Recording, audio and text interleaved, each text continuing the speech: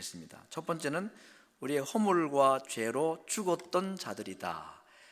완전히 생명 자체가 없었던 죽은 자와 같았다라고 얘기를 하고, 두 번째는 죽은 자와 같으니까 아무 힘이 없고 능력이 없으니까 끄는 대로 끌려가는 죄악의 권세를 따라가고 불순종의 아들에게 순종하고 또 세상 풍속을 따라갔던 자들이다.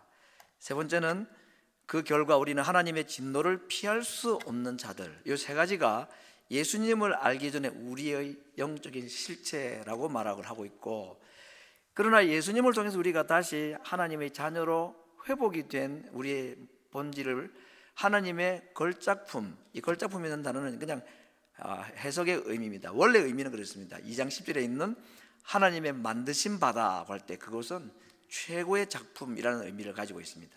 그 앞에 세 가지의 이 영적 실체가 정말 새로운 하나님의 새로운 창조물로, 피조물로, 걸작품으로 재탄생이 된 것이 우리 믿는 자들이고, 그들이 모이는 것이 교회다라고 지금 말을 하고 있습니다.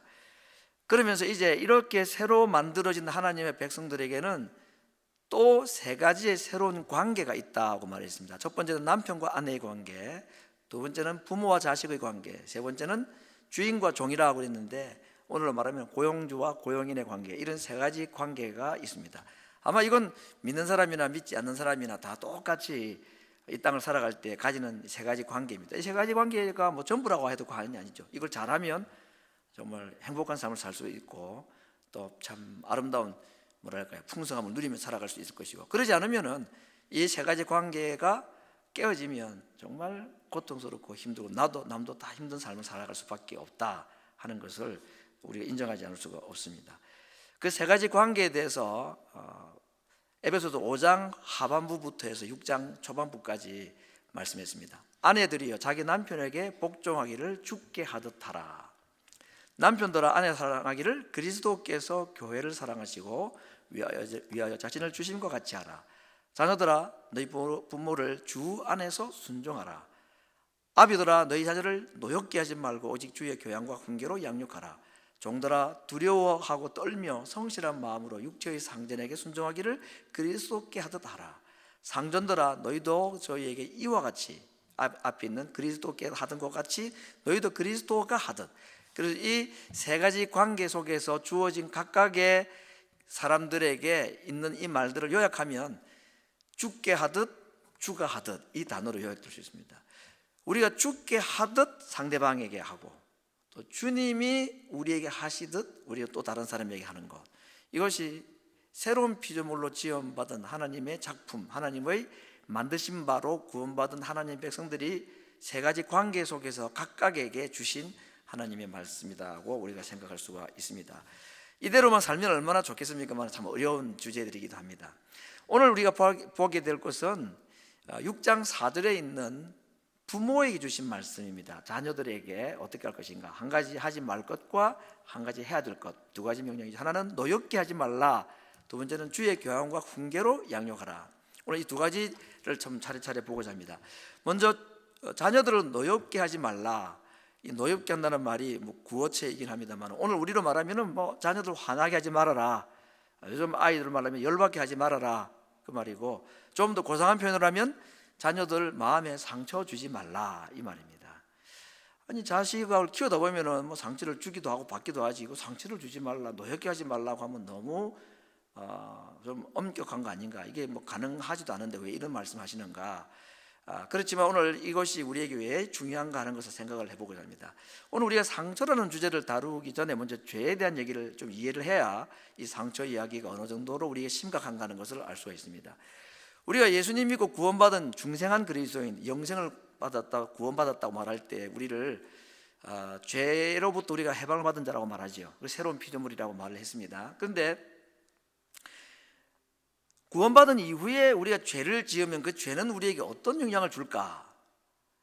첫째, 이 구원받은 이후에 우리에게 죄는 절대로 구원의 문제를 무효화시키지 못한다는 것은 하나님의 철저한 약속입니다. 만약에 이 약속이 없으면 죽을 때까지 구원에 대한 확신을 가지고 또 천국에 갈 자신을 가지고 살아가는 사람은 아무도 없습니다. 왜냐하면 우리는 여전히 죄를 짓기 때문이죠. 그래서 우리가 구원받은 이후에 죄를 지어도 이 죄는 우리의 구원을 무효하거나 우리의 생명을 없애거나 하지 못한다. 영향을 절대 주지 못한다. 그러면 이 구원받은 이후에 죄는 그냥 지어도 괜찮고 아무 영향이 없으면 뭐 괜찮지 않느냐. 근데 그게 그러지가 않다는 겁니다. 성경적으로 볼 때에 이 죄라는 것이 우리의 구원과 생명에는 아무 영향을 주지 못하지만, 그런데 구원받은 자로 하여금 큰 어려움을 겪게 하는데, 그게 뭐냐? 하나님을 인식하는 데 방해가 된다는 것입니다. 우리 하나님을 인식한다는 말을 다른 말로 하면 하나님 느낀다는 말이죠. 느끼지 못하면 공급받지 못합니다.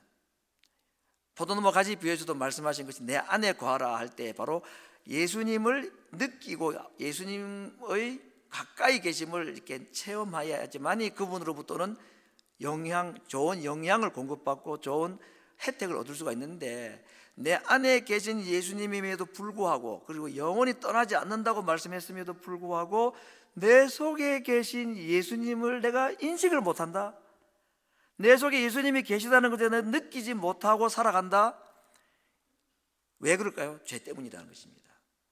그 죄는 우리의 구원의 무효화를 가져오지는 못하지만 이것 때문에 심각하게 다뤄야 된다는 얘기입니다. 구원받지 못할까 봐 두려워서가 아니라 예수님이 느껴지지 않고, 예수님이 느껴지지 않으면 내 안에 거하라, 나도 너희 안에 거하겠다, 이 예수님과의 연합 또는 합일, 이런 것이 불가능합니다. 그렇게 되면 나무로부터 얻을 수 있는 가지의 혜택이 거의 전무한 것입니다. 우리에게 생명은 있지만 생명력은 없고, 구원은 있지만 구원의 기쁨은 없고, 우리를 예수님께서 기쁨으로 충만케, 내 기쁨이 너희 안에서 너희 기쁨을 충만케 하기를 원하여서 이 포도나무 가지 비유를 말씀했는데, 그 기쁨 없다는 얘기입니다. 그래서 제가 요한복음 15장을 가지고 자그마치 5번에 걸쳐 설교를 한 것 같아요. 다음 주에 한 번 더 할 생각을 하고 있는데, 그 요한복음 15장의 포도나무 가지 비유를 통해서 계속해서 말씀하시는 것 중에 하나가 예수님과의 하나됨, 그분과의 연합, 그분을 느끼는 것, 그분을 인식하는 것, 그래야 그분과 연합하고 하나가 되고, 그래서 그분이 주시는 혜택을 누릴 수 있는데, 죄는 그걸 가로막아 버립니다. 구원은 있지만 구원의 즐거움이 없고 감격이 없는 삶을 살도록 하기 때문에 죄 문제는 다뤄야 되는 것입니다. 그런데 이 죄와 함께 우리로 하여금 예수님을 잘 느끼지 못하고 인식하지 못해서 예수님으로부터 오는 그 엄청난 혜택, 그것을 누리지 못하게 하는 또 하나의 이 원소와 같은 것이 뭐냐? 그게 상처라 하는 것입니다.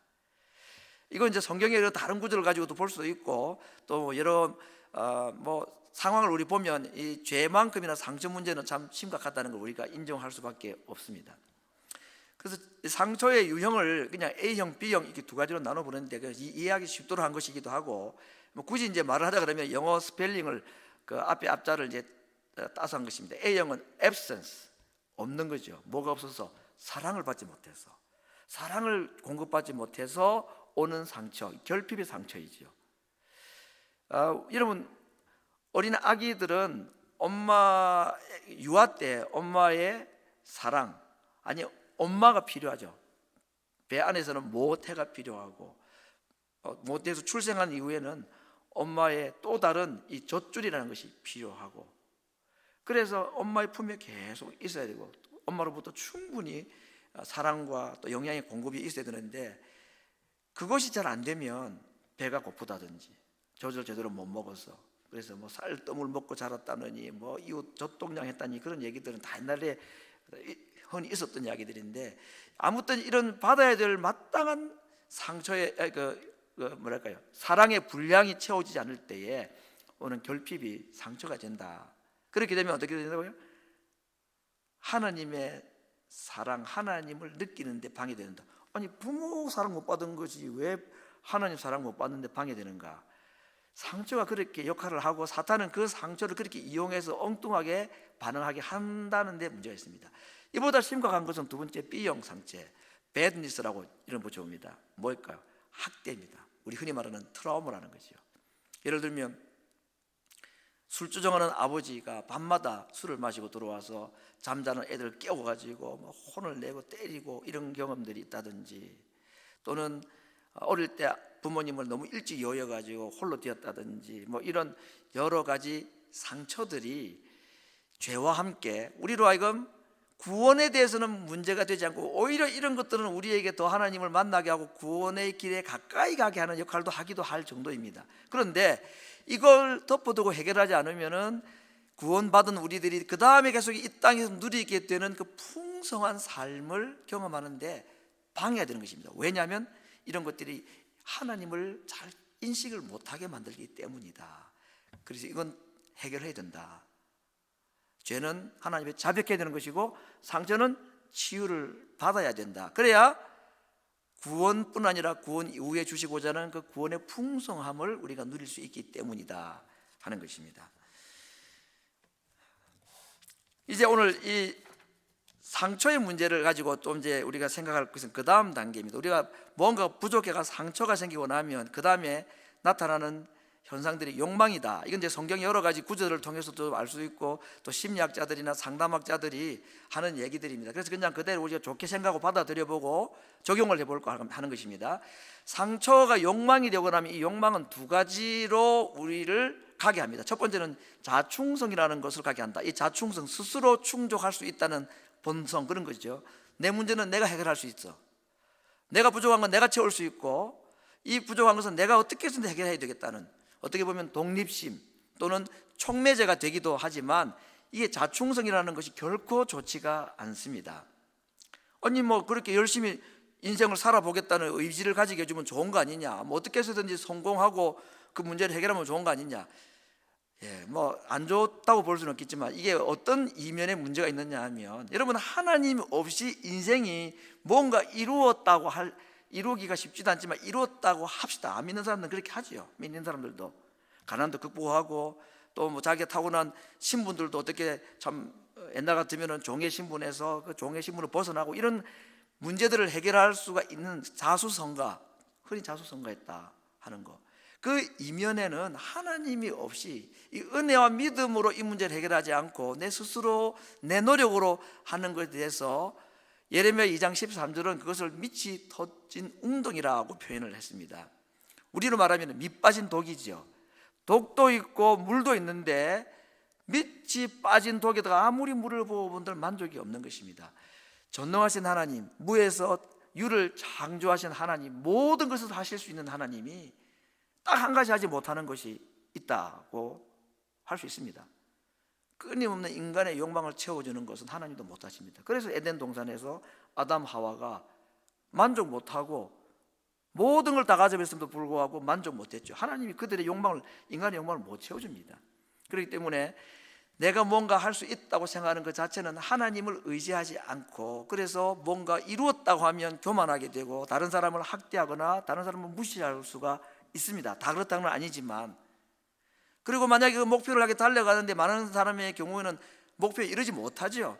그래 되면 또 한 번의 좌절이 있게 되는 것입니다. 이건 성공해도 위험하고 성공 안 해도 위험하고, 그 자충성이라는 것이 보통의 경우에는 상처를 입은 사람들이 가지고 있는 마음 자세입니다. 아예 그냥 주저앉아버리고 포기하는 포기형도 있지만, 좋게 생각해서 스스로 뭔가 노력을 하겠다는 그 의지조차도 성경적이지 않고 그것이 결과를 보장해 주지 못한다 하는 것입니다.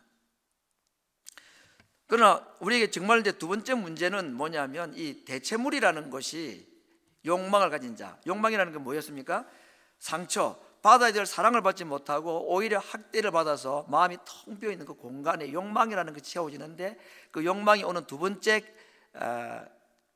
현상은 뭔가 다른 내게 기쁨을 주고 그 고통을 잊어버리게 만들게 해주는 대체물을 찾는다는 것입니다. 뭐 그냥 간단하게 생각하면 술, 마약, 요즘 같으면 뭐 인터넷 중독, 뭐 음란, 게임, 오락 이런 것들이겠죠. 그런 것들로 대체를 하고자 하는 생각이 든다는 것입니다. 마음은 비어 있고 그게 하나님의 사랑으로 채워지거나 아니면 부모 사랑으로 채워져야 되는데, 성경으로 말하면 예수님 안에 붙어 있어서 그분이 주시는 풍성한 은혜, 그분의 충만함을 계속 우리가 공급받는 거, 그러면 그것이 맞는 건데, 상처가 있거나 죄가 있을 때는 이것이 비어 있기 때문에 다른 걸 채우고자 하는 거다 하는 것입니다. 그게 다른 것으로 대체를 하고자 한다 하는 것입니다. 그럼 술 또는 뭐 마약 이런 것들은 혹시 이제 우리 젊은 청소년들 같은 경우는 법적으로 일단 금지가 되어 있으니까 조심을 하고 부모들이 눈치를 보고 이렇게 그렇게 하다 보니까 좀 뭐 멀리 할 수는 있죠. 얼마든지 자기 그렇게 할 수 있지만은, 근데 이 인터넷은 이게 법적으로 제재가 뭐 되어 있지만 이 술이나 마약 같이 이렇게 제재를 받지 않습니다. 이건 그냥 거의 빈 공간이죠. 무주 공산입니다. 주인 없는 곳에 누구든지 들어갈 수 있는. 그러다 보니까 이게 정말 심각합니다. 스마트폰이 만들어진 지가 10년이 좀 넘었죠 벌써. 이게 참 편리하면 편리하고 하더지만 이게 좀 너무 극단적인 분들은 막 정말 이게 막이다라고 할 정도로까지 하는 분이 있습니다만은, 이게 참 이 양면이 있습니다.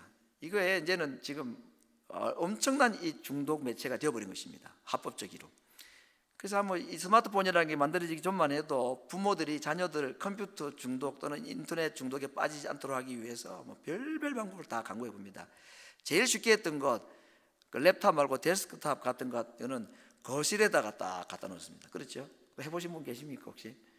집에서 방 안에서는 혼자서 하지 말고 공부해, 다 공부한다 그래 다들. 여러 가지 인생 공부도 하겠지 뭐 거기서. 그래서 공부 방에서 하지 말고 여기서 하라고. 그래서 거실에 딱 갖다 놓습니다. 심지어는 못 가져가도록 자물쇠까지 채워놓는 아주 강력한 부모들도 있습니다. 뭐 그러면 어느 정도 통제가 될지 모르겠지만 지금은 그게 안 되죠.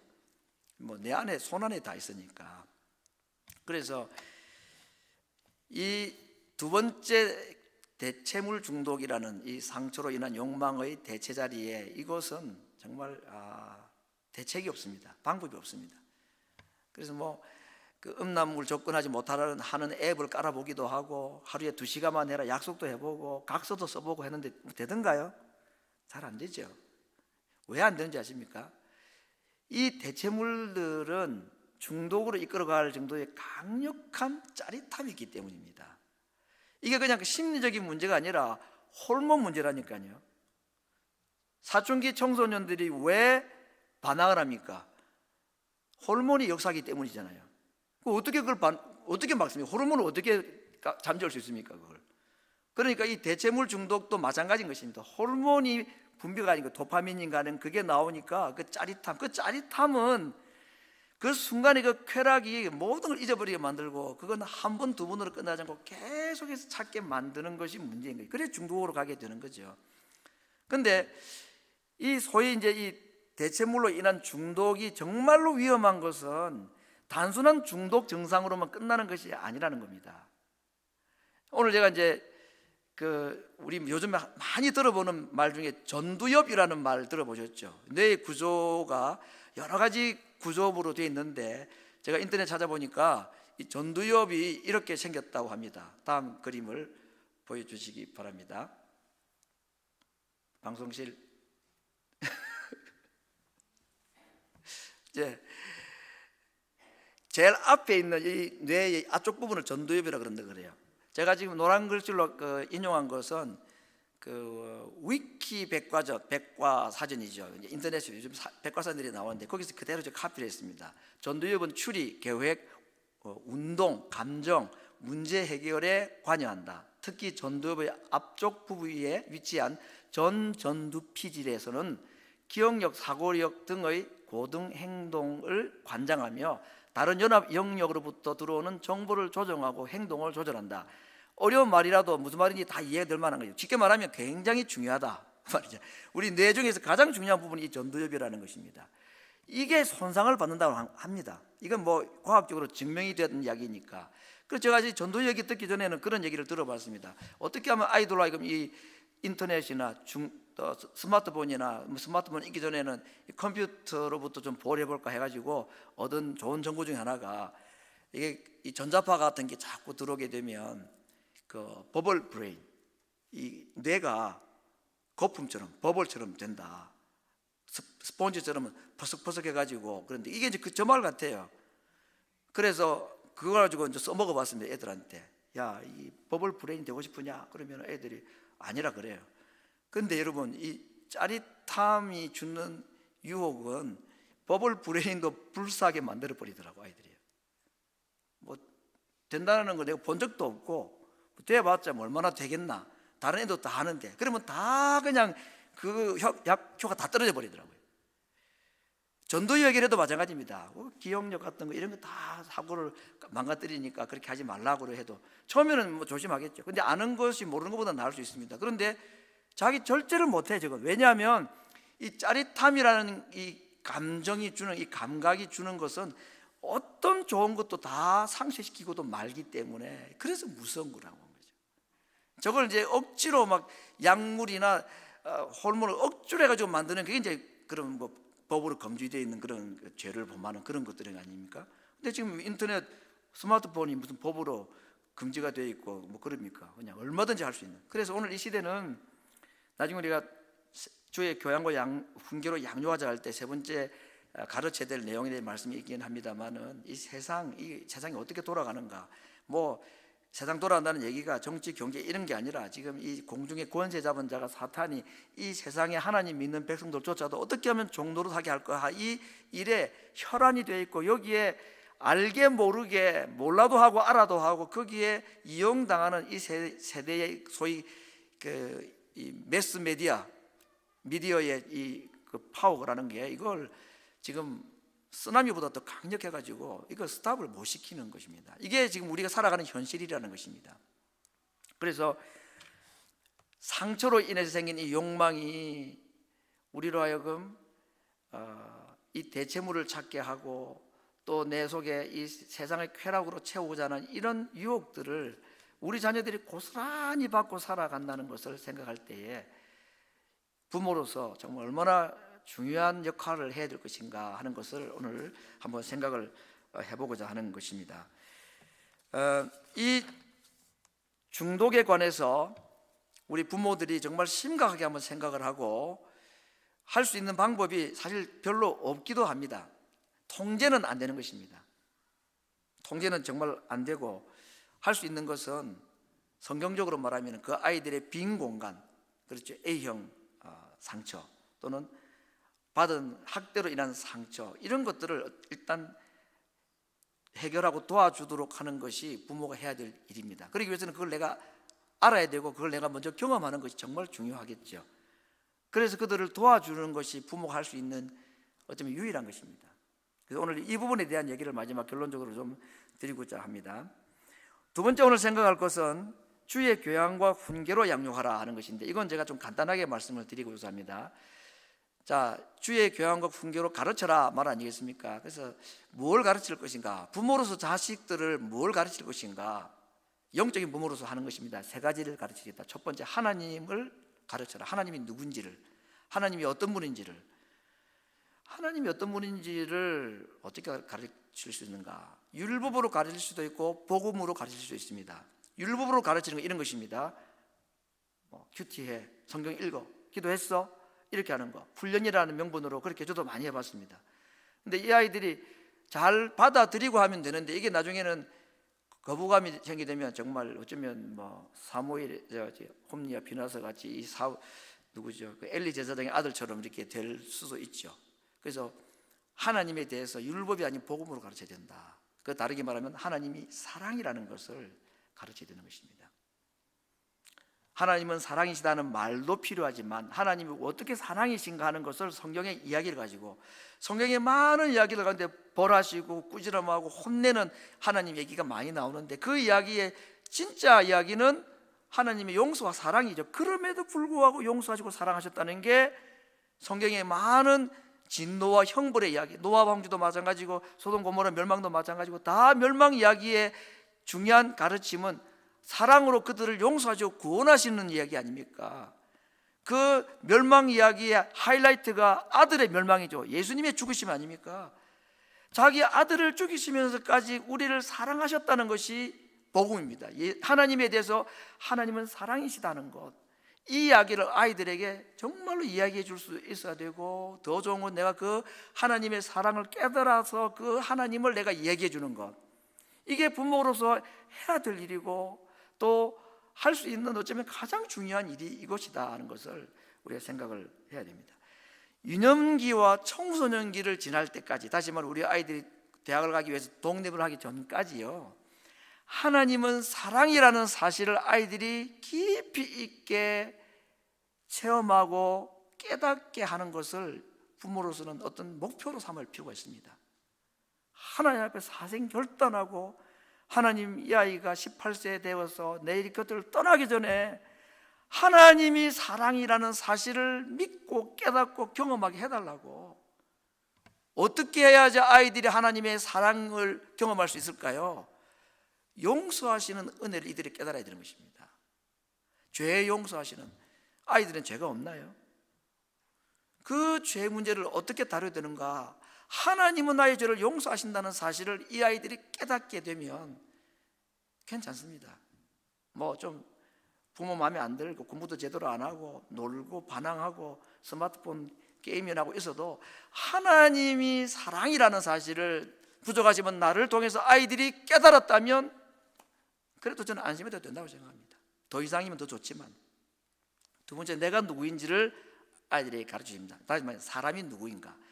사람, 전적인 타락, 전적인 무능자, 이 말은 다르게 말하면 절대적으로 하나님을 의존하지 않으면 살 수 없는 자.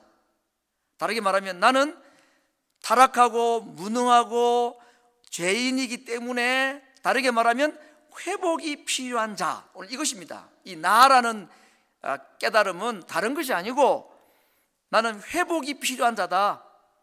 왜냐하면 아이들이 상처를 많이 받고 살아가거든요. 그렇죠? 근데 이 상처 문제나 죄 문제를 율법으로 다뤄버리면 하나님이 벌하시는 무서운 분으로 생각이 되는데, 이것이 하나님이 나를 그럼에도 불구하고 사랑하시고 나를 용서하시고 나의 이 죄 문제뿐 아니라 나의 상처 문제도 하나님은 해결하실 수 있고, 그 하나님께 의존하면 하나님이 나의 상처 문제를 회복시켜 주신다는 이 확신과 경험과 믿음을 심어주는 것, 이게 주의 교양과 훈계로 같이 될 두 번째 영역이다 하는 것입니다. 그러기 위해서는 역시 부모인 내가 먼저 그걸 경험하면 최고죠. 말이 아니라 삶으로 가르치는 겁니다. 정말. 세 번째는 세상이 얼마나 악한가. 우리는 잘 모르지만 그런 얘기들은 많이 있으니까 방금 말씀했던 그런 얘기만 해도 그렇습니다. 여러분, 지금 이 시대에 우리 세대도 그렇고 다음 우리 자녀 세대도 그렇고 사탄이 분명히 이 공중의 권세 잡은 자로 하나님의 백성들조차도 자기의 종노릇하게 지금 별별 방법을 다 동원하고 있는 건 우리가 알고 있지 않습니까? 어떤 걸 가지고 우리 자녀들을 가장 강력하게 통제할 수 있을 것 같습니까? 그건 대중매체죠. 정말로 매스미디어라는 것입니다. 우리 자녀들이 가장 잘 접할 수 있는 거 영화나 영상물 이런 것들입니다. 그 문화를 만들어내는 사람들은 전부 메신저들입니다. 뭔가를 전달하고자 합니다. 기생충 저는 안 봤습니다. 그 조금만 내용 봤는데 그 영화가 주고자 하는 메시지가 분명히 있습니다. 근데 그런 영화들이 주는 메시지가 거의 반성경적인 것들이 많습니다. 그래서 아이들로 하여금 그것을 깨닫게 하는데 부모들이 정말 노력을 합니다. 부모가 못하면 다른 전문가들을 통해서라도 이 세상에 우리 자녀들이 쉽게 접하는 세상의 문화들 속에 어떻게 사탄적 영향이 있고 우리로 하여금 하나님 자녀답게 살지 못하게 만드는 메시지들이 어떤 것이 있는가를 자꾸 이야기해주고 심지어는 보여주고 공부하게 만들어가지고 스스로 이것이 옳고 나쁜 것을 스스로 판단할 수 있도록 해주는 것까지, 이건 우리의 힘이 아니라 다른 사람의 도움을 필요로 하겠지만 이 부분에 대한 마음은 열려 있어야 되겠죠. 이건 모르는 세상은 지금 어떻게 변해가는데 우리는 너무 안일합니다. 저는 어릴 때에 융판 기억나시죠? 그거 부직포로 붙이는 거, 그거면 최고였습니다. 학교보다도 교회 문화가 앞서갔던 시대가 저희가 초등학교 때는 그랬었습니다. 근데 지금 저 정도입니다. 우리가 하는 게. 세상은 그러지 않아요. 이보다 훨씬 입체로 지금 달려들고 있습니다. 3D 영상으로 공략을 하고 있고 얼마나 재미있는 것들로 손을 빼놓는데 세상을 우리가 너무 모르는 거죠. 세상을 이기기 위해서는 세상을 알아야 되겠죠. 뭐 이런 얘기들은 또 다른 영역이기 때문에 하나님에 대해서 알려줘야 된다.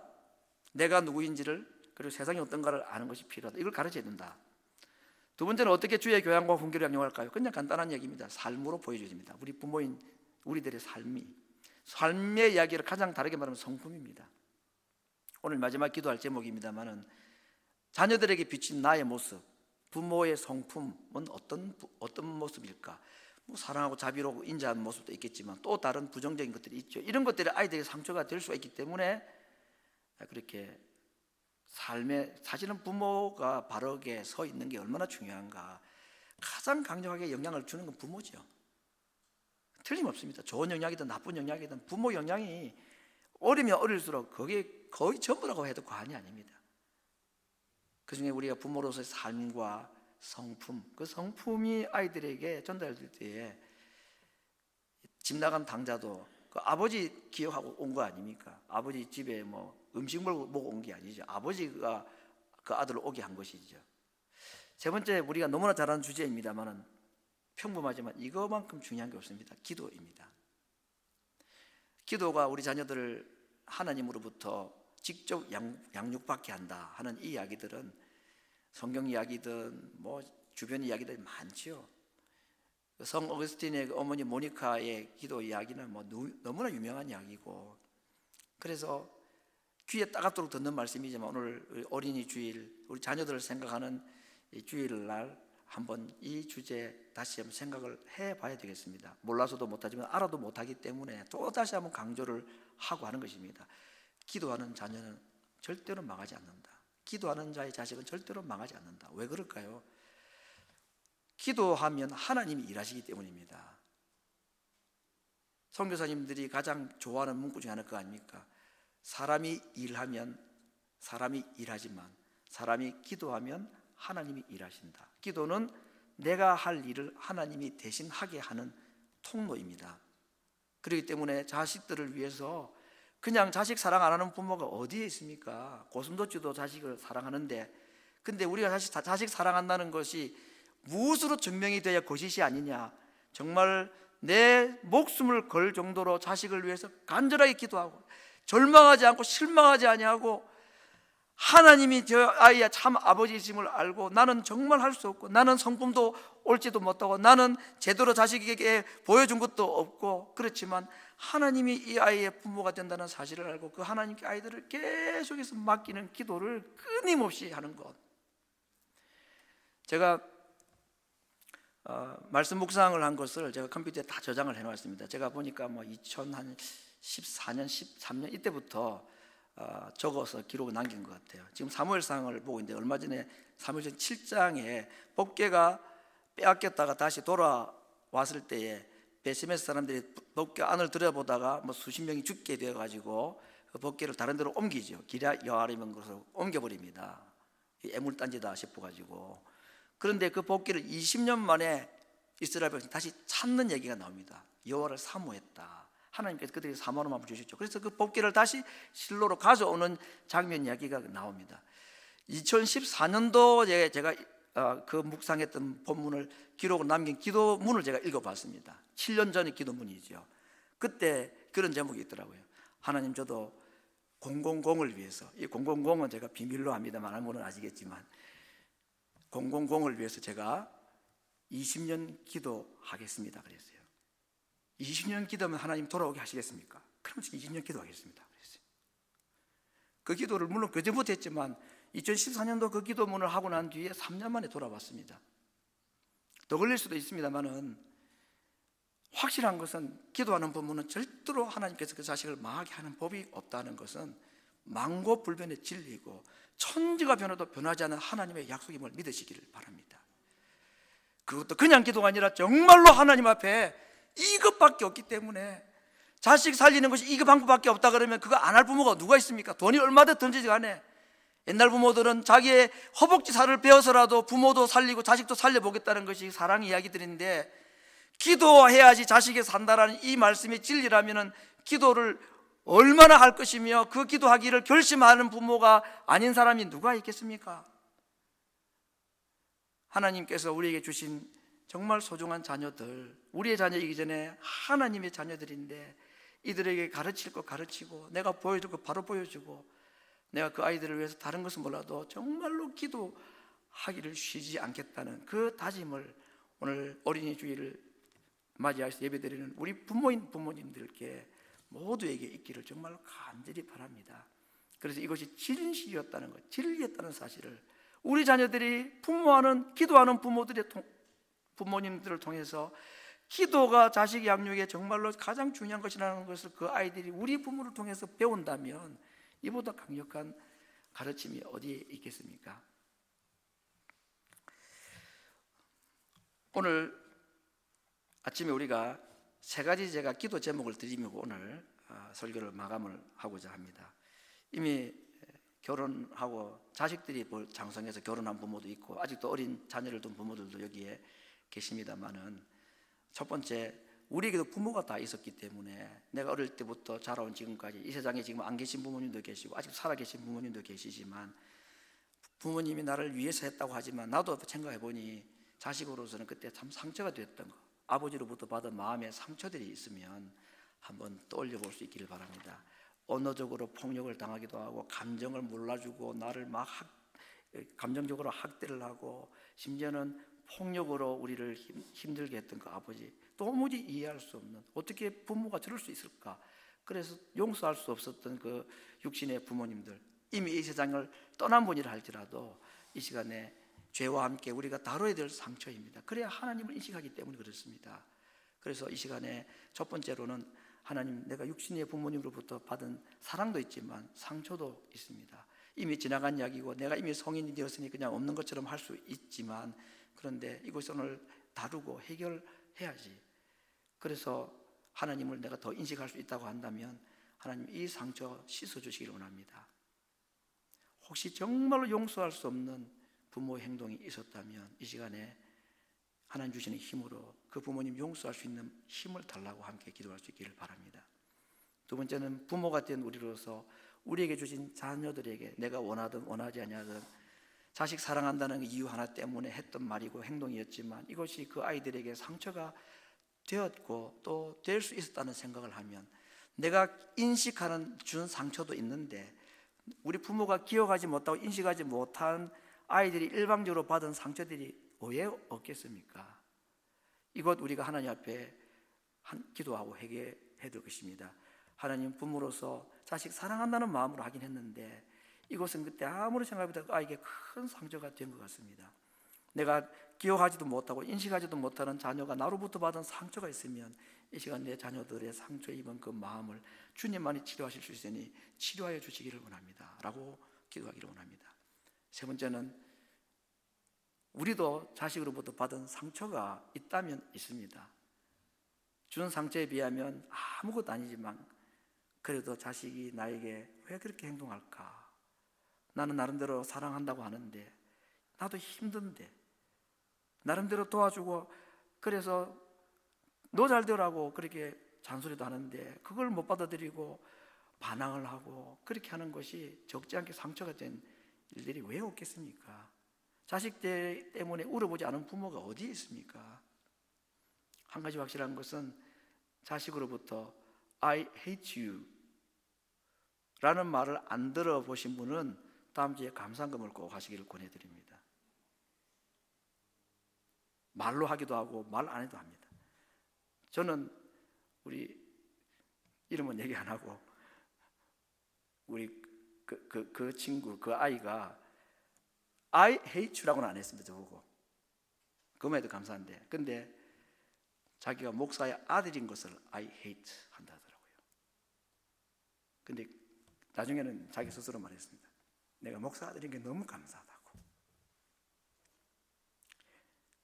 자식들로부터 받은 상처라면 상처라는 게 있습니다. 나도 상처의 회복이 필요하죠. 부모로부터 받은 것도 있고 자식으로부터 받은 것도 있고 가까운 배우자로부터 받은 것도 다 있습니다. 덮어두면 안 된다는 얘기죠. 죄를 다루어야 되지, 상처 문제를 다루자는 것을 오늘 제가 말씀드립니다.